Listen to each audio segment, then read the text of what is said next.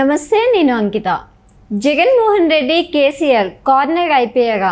రాబోయే రోజుల్లో పొలిటికల్గా వాళ్ళు సక్సెస్ అయ్యే అవకాశం ఉందా లేదా అన్న విషయంపై డిస్కస్ చేయడానికి నాతో పాటు సీనియర్ జర్నలిస్ట్ సిఎస్ రావు సార్ ఉన్నారు. ఆయనతో మాట్లాడదాం.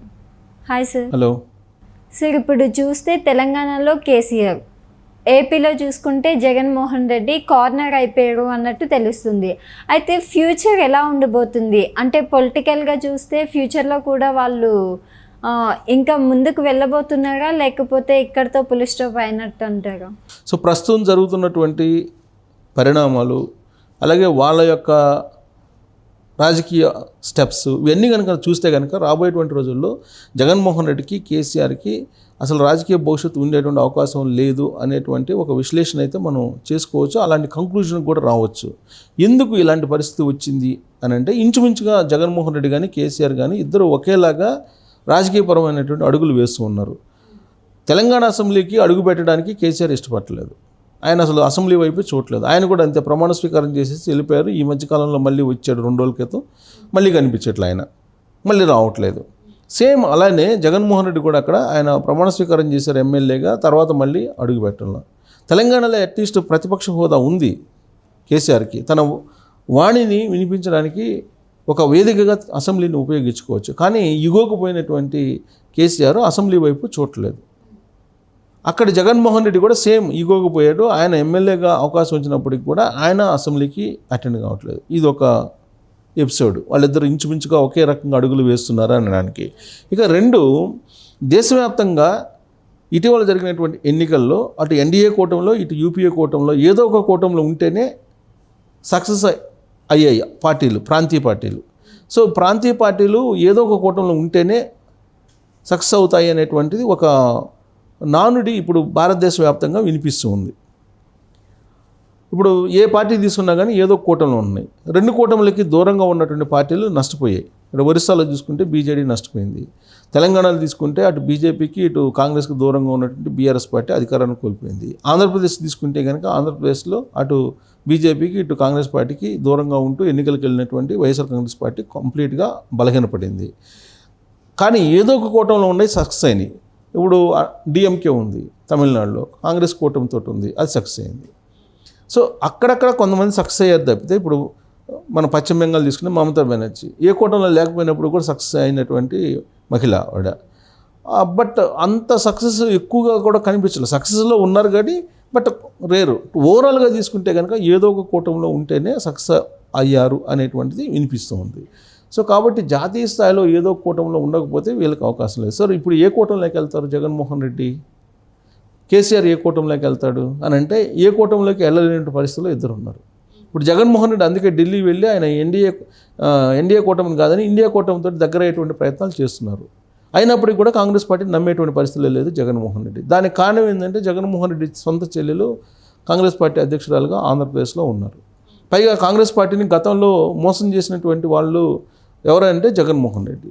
ఆ రోజున అక్రమ ఆస్తులకు సంబంధించినటువంటి కేసులో జైలుకి వెళ్ళి 16 నెలలు జైలు జీవితం గడిపిన సందర్భంగా బెయిల్ మీద బయట రావడానికి సోనియా గాంధీ సహాయం చేస్తే ఆ సహాయంతో ఆయన బయటకు వచ్చాడనేది షర్మిలానే చెప్తున్నారు.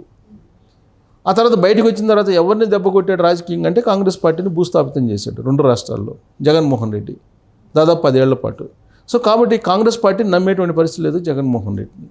మరి ఎటు వెళ్తుంది? బీజేపీలోకి వెళ్తుందా? బీజేపీ కూటమిలోకి అంటే బీజేపీ కూటమిలోకి వెళ్ళడానికి అవకాశం లేదు. ఎందుకు? అటు తెలుగుదేశం పార్టీ, జనసేన కూటమిలో కీలక భాగస్వాములుగా ఉన్నాయి కాబట్టి వైఎస్ఆర్ కాంగ్రెస్ పార్టీ ఆ కూటమిలోకి వెళ్ళేటువంటి అవకాశం లేదు. ఇది జగన్మోహన్ రెడ్డి పరిస్థితి.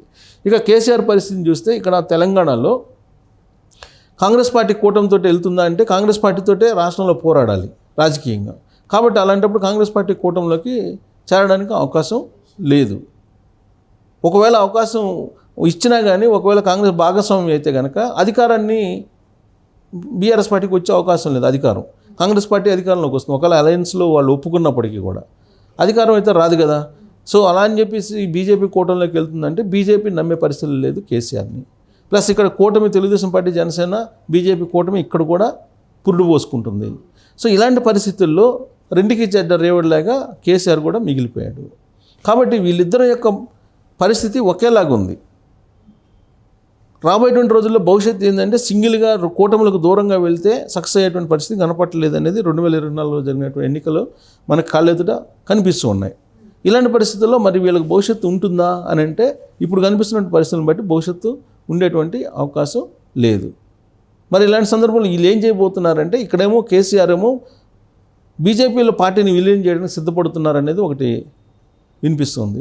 కవిత బెయిల్ మీద బయట రావాలన్నా, తీహార్ జైలు నుంచి బయట రావాలన్నా ఆయన బీఆర్ఎస్ పార్టీని బీజేపీలో విలీనం చేయడానికి సిద్ధపడుతున్నారనేది వస్తున్నటువంటి న్యూస్. ఆ మేరకు ఆయన సిగ్నల్ ఇచ్చినప్పటికీ బీజేపీ నుంచే సంకేతాలు రావట్లేదు అనేది. ఇక ఆంధ్రప్రదేశ్లో వైఎస్ఆర్ కాంగ్రెస్ పార్టీని కాంగ్రెస్ పార్టీలో విలీనం చేయాలి. విలీనం చేయకుండా నేను పొత్తు పెట్టుకుంటాను లేదంటే కలిసి వస్తానని అంటే ఒప్పుకునేటువంటి పరిస్థితి లేదు. అక్కడ కాంగ్రెస్ పార్టీలో విలీనం చేయడానికి ప్రయత్నాలు జరుగుతున్నాయంటే బెంగళూరు కేంద్రంగా చేసుకుని డీకే శివకుమార్ ద్వారా అలాంటి ప్రయత్నాలు చేస్తూ ఉన్నారు అనేది ఒకటి వినిపిస్తుంది.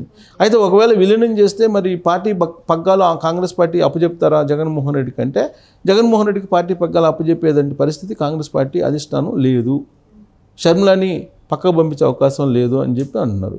సో ఇలాంటి పరిస్థితుల్లో వాళ్ళ రాజకీయం యొక్క భవిష్యత్తు అంధకారంలో కనిపిస్తుంది.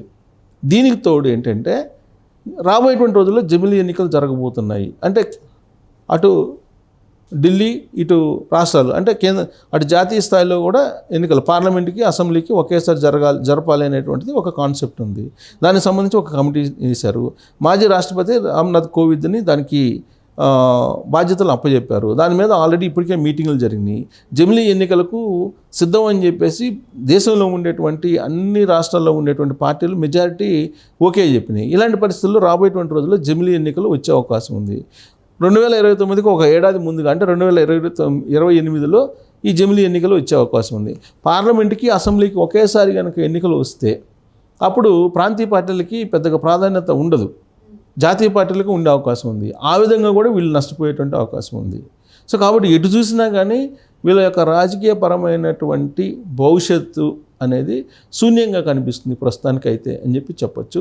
అనూహ్యమైనటువంటి మార్పులు, అనూహ్యమైనటువంటి పరిణామాలు చోటు చేసుకుంటే మినహా యాజ్ ఆఫ్ నౌ కనిపిస్తున్నటువంటి సిచ్యువేషన్స్ని బట్టి అయితే ఇక ఎండ్ కార్డు జగన్మోహన్ రెడ్డి అలాగే కేసీఆర్ రాజకీయానికి వేసేసినట్టే, దానికి మోడీ పక్కా ప్లాన్ చేసినట్టే అని చెప్పేసి అనుకోవాలి. Okay. So Narendra Modi first నుంచి అదే స్టెప్ వేస్తున్నారు. వాళ్ళ బీజేపీ యొక్క లక్ష్యం ఏంటంటే ప్రాంతీయ పార్టీలు అనేది ఉండకూడదు, ప్రాంతీయ పార్టీలు వల్ల జాతీయ భావం తగ్గుతుంది, జాతీయతావాదం అనేది బలహీనపడుతుంది అనేది వాళ్ళ యొక్క ఆలోచన. అందుకే దేశవ్యాప్తంగా కూడా ప్రాంతీయ పార్టీలను నిర్వీర్యం చేసుకుంటూ వస్తుంది బీజేపీ. నరేంద్ర మోడీ అలాగే అమిత్ షా ఆధ్వర్యంలో ఉండేటువంటి బీజేపీ అయితే ఇంకా మరింత వేగంగా వెళ్తుంది ఆ దిశగా. కాబట్టి ప్రాంతీయ పార్టీలను బలహీనపరచాలి, ప్రాంతీయ పార్టీలు ఉండకూడదు అనేటువంటి కాన్సెప్ట్తో వెళ్తున్నటువంటి క్రమంలో ఇప్పుడు రాబోయేటువంటి రోజుల్లో జమిలీ ఎన్నికలు కనుక జరిగితే అటు బీఆర్ఎస్ పార్టీ ఇటు వైఎస్ఆర్ కాంగ్రెస్ పార్టీ మనుగడ అనేది అసాధ్యం. సో ఆ దిశగా నరేంద్ర మోడీ కూడా అడుగులు వేస్తున్నారు రాజకీయంగా, అన్ని రాష్ట్రాల్లో కూడా అదే విధంగా అడుగులు వేస్తున్నారు. అయితే దాంట్లో భాగంగా బాగా రాజకీయంగా దొరికినటువంటి వాళ్ళు ఎవరంటే జగన్మోహన్ రెడ్డి అలాగే కేసీఆర్. నరేంద్ర మోడీ ఇప్పుడు వాళ్ళిద్దరిని కనుక జీరో చేసి రాజకీయంగా చేయకపోతే రాబోయేటువంటి రోజుల్లో బీజేపీ ఏదైతే అనుకుంటుందో తెలుగు రాష్ట్రాల్లో ప్రత్యేకించి దక్షిణ భారతదేశంలో బలోపేతం కావాలని అది నెరవేరేటువంటి అవకాశం లేదు. కాబట్టి వీళ్ళిద్దరినీ రాజకీయంగా జీరో చేసి రాబోయేటువంటి రోజుల్లో జమిలీ ఎన్నికలు నిర్వహించడం ద్వారా దక్షిణ భారతదేశంలో కూడా అప్రతిహతంగా బీజేపీ ఎదగాలి అనేటువంటి ప్రయత్నం చేస్తుంది. దానికి చంద్రబాబు నాయుడిని పవన్ కళ్యాణ్ని ఉపయోగించుకోవాలనేటువంటి ప్రయత్నం చేస్తున్నట్టు చాలా క్లియర్గా ఈ పిక్చర్ కనిపిస్తుంది. దీంట్లో ఈ చదరంగంలో నరేంద్ర మోడీ చేస్తున్న పని ఏంటంటే జగన్మోహన్ రెడ్డికి అలాగే కేసీఆర్కి రాజకీయ ఎండ్ కార్డ్ అయితే వేసేసారని చెప్పి మనం భావించడానికి అవకాశం ఉంది.